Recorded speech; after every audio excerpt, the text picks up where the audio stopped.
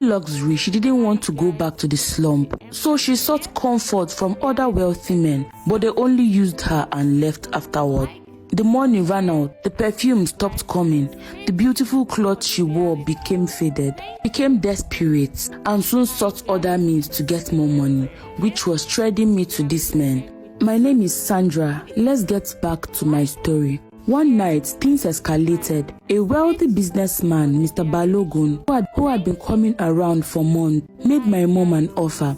Mr. Balogun wanted me to become his fourth wife. I was only 17 and he was in his 60s, with wives and grown children. My mom didn't even hesitate. She negotiated a bride price right in front of me, discussing me like I was a piece of furniture to be sold. I was horrified. I tried to escape, but as always, my mother was always one step ahead of me. I was her money-making machine, so she was protective of me. My mother married me off to Mr. Balogun in grand wedding. There was enough food and drink for everyone to have. I cried and cried, but no one was there to save me. After the wedding, when I got to his house, I felt so sad, but I had to cope. Mr. Balogun was so disgusting, but rich. Seeing him walking around the house with his pot belly was a terrible sight to behold. While sleeping, he snores like a generator. While eating, he makes a mess on the dining table, and his belt smells so badly. But the worst of it all was his pollute. It smelled like rotten egg, but I had to find means to survive. So I started putting sleeping pills in his drink to make sure he doesn't touch me at night.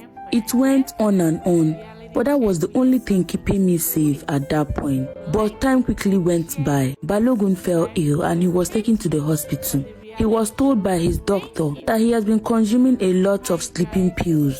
He knew it was me. No one else would dare. That night, he battered me like I was some punching bag. I stayed back because I had no place to go to. At any minor provocation, Mr. Balogun would hit me, call me names like child of a prostitute, a riffraff, and so on. I frustrated the living daylight out of him though. It was fulfilling. After months of trying to get me to do my wifely duties, he got frustrated. I can never forget the day when he tried to force himself on me. I had to hit him on his balls and ran for my life in fear. He screamed so loudly in pains.